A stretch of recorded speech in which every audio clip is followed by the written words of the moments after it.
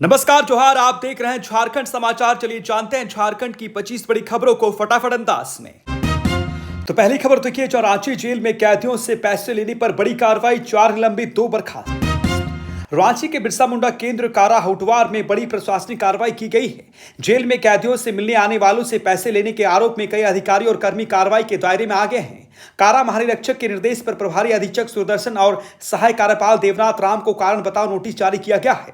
वहीं chief head warden Awadhesh Singh, reserve head warden Vinod Kumar Yadav, jail clerk Pramila Kumari और नीरल टप्पो को निलंबित कर दिया गया है। साथ ही संविदा पर कार्यरत 2 पूर्व सैनिकों को बर्खास्त कर दिया गया है। प्रमिला कुमारी पर कैदियों की चिट्ठियां दबाने और नीरल टप्पो पर लापरवाही के आरोप है। अवधेश सिंह पर पहले भी कार्रवाई हो चुकी है, लेकिन प्रभावशाली संपर्कों के कारण वो पुनः रांची जेल में प्रस्तापित हो गए हैं। अब फिर से उन पर सख्त कदम उठाए गए हैं। मामले में जेल आईजी सुदर्शन मंडल ने बताया कि शिकायतों के बाद जांच की गई और दोषी पाए जाने पर यह कार्रवाई की गई। इस पूरे प्रकरण में झारखंड हाईकोर्ट ने भी संज्ञान लिया था और 3 सदस्यीय जांच समिति गठित की थी।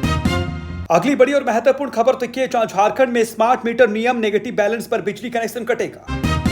झारखंड में स्मार्ट मीटर उपयोगकर्ताओं के लिए नए नियम लागू हो गए हैं। अब सभी उपभोक्ताओं को अपने मीटर का बैलेंस हमेशा पॉजिटिव रखना होगा। अगर बैलेंस नेगेटिव हुआ तो बिजली कनेक्शन स्वतः कट जाएगा। रांची एरिया बोर्ड के महाप्रबंधक मनमोहन कुमार ने चेतावनी दी है कि बकायेदारों को समय पर बिल का भुगतान करना अनिवार्य है। उन्होंने बताया कि बकाया जमा होने पर ही कनेक्शन पुनः चालू किया जाएगा। जिन उपभोक्ताओं का बकाया अधिक है उनके लिए किस्तों में भुगतान की सुविधा भी उपलब्ध है। सभी उपभोक्ताओं से अपील की गई कि वे यथाशीघ्र अपना बकाया जमा करें और बिजली कटने की स्थिति से बचे। इसके अलावा जिन उपभोक्ताओं को मोबाइल नंबर रजिस्टर नहीं है वे तुरंत नजदीकी बिजली कार्यालय जाकर इसे अपडेट कराएं। नेगेटिव बैलेंस वाले उपभोक्ताओं को भी समय पर रिचार्ज करने की सलाह दी गई।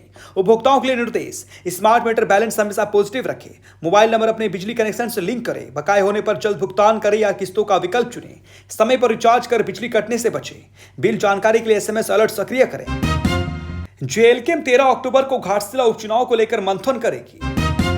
झारखंड लोकतांत्रिक क्रांतिकारी मोर्चा घाटशिला उपचुनाव में उम्मीदवार तय करने को लेकर 13 अक्टूबर को महत्वपूर्ण बैठक आयोजित करेगा। पार्टी अध्यक्ष जयराम महतो ने इस बैठक के लिए पार्टी के सभी पदाधिकारियों और सदस्यों को निर्देश जारी किया है। बैठक तोपचांची में दोपहर 2 बजे से शुरू होगी। इसमें केंद्र कमेटी के सभी पदाधिकारी, कोल्हान प्रमंडल के जिला और प्रखंड स्तर के सभी पदाधिकारी और सदस्य शामिल होंगे। बैठक में संगठन की वर्तमान स्थिति, प्रत्याशी चयन, क्षेत्रीय मुद्दे और प्रचार अभियान पर विस्तार से चर्चा की जाएगी। इस बैठक के बाद यह साफ संकेत मिलता है कि जेएलके भी घाटशिला उपचुनाव में अपना उम्मीदवार उतार सकती है। पार्टी इस प्रक्रिया के माध्यम से रणनीति तय करेगी और चुनाव अभियान को मजबूत बनाने की तैयारी करेगी। अगली खबर देखिए, जहां पाकुड़ एसपी की अध्यक्षता में मासिक अपराध गोष्ठी, सुरक्षा और कानून व्यवस्था पर दिए निर्देश। पाकुड़ पुलिस अधीक्षक की अध्यक्षता में शुक्रवार को जिला पुलिस कार्यालय में मासिक अपराध गोष्ठी और समीक्षा बैठक आयोजित की गई। बैठक में एसपी ने लंबित मामलों के त्वरित निष्पादन पर जोर देते हुए कहा कि कोई लापरवाही बर्दाश्त नहीं की जाएगी। आगामी दीपावली और छठ पर्व को शांतिपूर्ण एवं सुरक्षित रूप से संपन्न कराने के लिए स्पष्ट निर्देश दिए गए।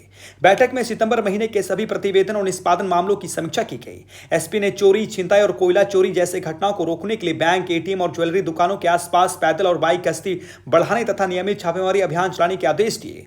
अवैध पत्थर और बालू उत्खनन के खिलाफ जिला खनन टास्क फोर्स के साथ संयुक्त कार्रवाई करने का भी निर्देश दिया गया। इसके अतिरिक्त नशामुक्त, मानव तस्करी, साइबर अपराध, महिला अत्याचार और सड़क सुरक्षा पर स्कूल और कॉलेजों में जागरूकता अभियान चलाने के आदेश दिए गए। बढ़ती सड़क दुर्घटनाओं पर नियंत्रण के लिए वाहन जांच, हेलमेट और सीट बेल्ट निरीक्षण तथा ड्रंक एंड ड्राइव पर कार्रवाई की जाएगी। अगली बड़ी खबर देखिए, जहां बहरागोड़ा विधायक समीर मोहंती की तबीयत बिगड़ी, TMH में भर्ती।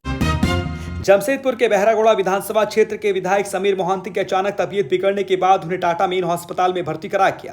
प्राप्त जानकारी के अनुसार उन्हें पेट और सीने में तेज दर्द की शिकायत हुई, जिसके चलते आनन फानन में उन्हें अस्पताल ले जाया गया। घटना की जानकारी मिलने के तुरंत बाद झामुमो के कई नेता अस्पताल पहुंचे और विधायक का हालचाल लिया। अस्पताल में उनकी निगरानी के लिए डॉक्टरों की 2 सदस्यीय मेडिकल टीम लगातार उनकी स्थिति पर नजर बनाए हुए हैं और नियमित जांच कर रहे हैं। विधायक के सेहत को लेकर फिलहाल अस्पताल की ओर से कोई आधिकारिक जानकारी नहीं दी गई। हालांकि समर्थकों और पार्टी नेताओं के बीच उनकी स्वास्थ्य स्थिति को लेकर चिंता का माहौल है। समीर मोहंती के अचानक तबीयत बिगड़ने की खबर ने राजनीतिक और स्थानीय लोगों के बीच चिंता पैदा करती है। अस्पताल में उनकी स्वास्थ्य स्थिति पर डॉक्टर लगातार नजर रखे हुए हैं और आवश्यक इलाज किया जा रहा है। स्थानीय सूत्रों के अनुसार उनकी हालत स्थिर बनी हुई है, लेकिन मेडिकल टीम उनकी जांच और निगरानी लगातार कर रही है। इस बीच लोगों ने उनकी शीघ्र स्वास्थ्य होने की कामना की है। अगली खबर देखिए, जहां साहिबगंज में वन विभाग की बड़ी कार्रवाई, अवैध सीमल लकड़ी और वाहन जब्त, चालक गिरफ्तार। साहिबगंज जिले के तालझारी क्षेत्र में शुक्रवार सुबह वन विभाग की टीम ने अवैध लकड़ी तस्करी के खिलाफ बड़ी कार्रवाई की। पारसपानी गांव के पास से सीमन लकड़ी से लदा भुटभुटिया वाहन जब्त किया गया है और वाहन चालक को मौके से गिरफ्तार कर लिया गया है। वन विभाग के सूत्रों के अनुसार गुप्त सूचना मिली थी कि पारसपानी क्षेत्र में अवैध लकड़ी की ढुलाई की जा रही है। सूचना पर तुरंत टीम मौके पर पहुंची और घेराबंदी कर वाहन को रोका। जांच में भुटभुटिया से 5 बोटा सीमन लकड़ी बरामद हुई। गिरफ्तार चालक से पूछताछ जारी है ताकि इस अवैध तस्करी नेटवर्क में शामिल अन्य लोगों की पहचान की जा सके। वन विभाग ने बताया कि इस मामले में वन अधिनियम के तहत कानूनी कार्रवाई की जाएगी। साथ ही क्षेत्र में अवैध लकड़ी व्यापार पर नकेल कसने के लिए निगरानी और सघन गश्ती को और तेज किया जाएगा। अगली खबर देखिए, पाकुड़ जिले में कई आदिवासी परिवार प्रधानमंत्री आवास योजना से वंचित, टूटे फूटे घरों में जीवन यापन को मजबूर।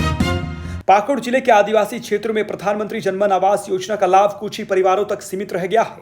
हिरणपुर, लिटीपाड़ा, पाकुड़िया और अमाड़पाड़ा प्रखंडों में रहने वाले पहाड़ी आदिवासी समाज के कई परिवार आज भी टूटे फूटा मिट्टी के घरों में रहने को मजबूर हैं। माल पहाड़िया और सुराय पहाड़िया समुदाय के लोग अधिकतर पहाड़ों पर बसे होने के कारण सामाजिक और आर्थिक पिछड़ेपन, स्वास्थ्य व पोषण की कमी, शिक्षा की असुविधा और उच्च मृत्यु दर जैसी समस्याओं का सामना कर रहे हैं। इनके जीवन का मुख्य आधार झूम खेती और वन उत्पादों का संग्रह है। धनगढ़ी गाँव के गांते पहाड़िया ने बताया कि उनके गांव में करीब 50 से 55 परिवार रहते हैं, लेकिन प्रधानमंत्री जनमन आवास योजना के तहत केवल 10 से 12 परिवारों को ही आवास मिल पाया है। बाकी परिवारों के पास आज भी कच्चे और छोटे घर हैं, जिनमें 7 से 10 सदस्य एक ही कमरे में रहकर कठिन जीवन यापन कर रहे हैं। इस स्थिति से स्पष्ट है कि योजना के लाभ आदिवासी समाज के सभी परिवारों तक नहीं पहुंच पा रहा है। उन्हें आज भी मूलभूत आवास की सुविधाओं के अभाव में जीवन यापन करना पड़ रहा है।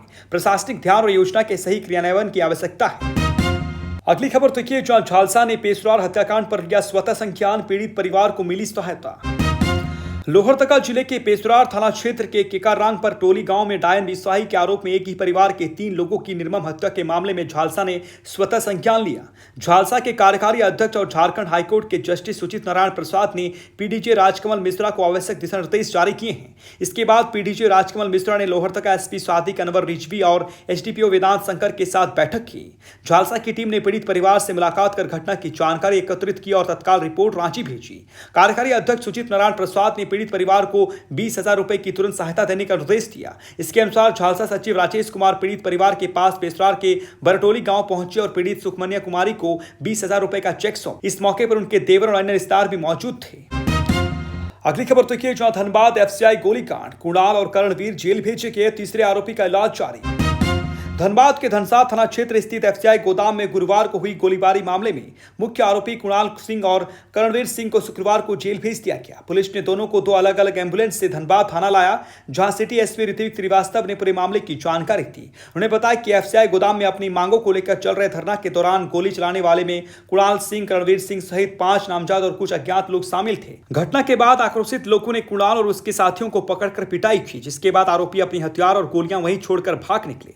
पुलिस ने मौके से पिस्तौल, 14 जिंदा कारतूस और एक खोखा बरामद किया। जांच में पता चला कि कुणाल सिंह घायल अवस्था में पाटलिपुत्र अस्पताल में है और करणवीर सिंह कतरास के नीचे अस्पताल में इलाज करा रहे थे। डॉक्टरों ने दोनों को फिट घोषित किया, जिसके बाद उन्हें जेल भेज दिया गया। वहीं उनका तीसरा साथी अभी अस्पताल में भर्ती है। पुलिस ने बताया कि बाकी फरार आरोपियों की गिरफ्तारी के लिए लगातार छापेमारी जारी है।